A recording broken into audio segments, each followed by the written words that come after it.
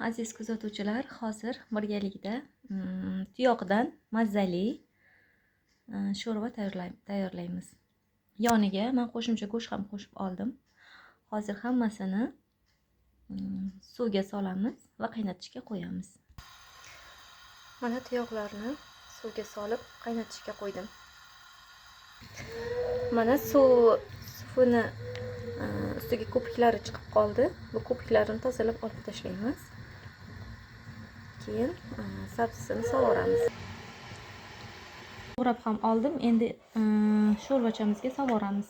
Mana azizlarim, piyozni sovurdim. Endi bolgarskilarni ham shunaqa sovuraman.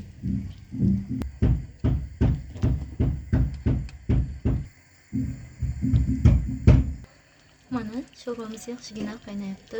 Endi bunga ozgina tomat pastasi sovuramiz.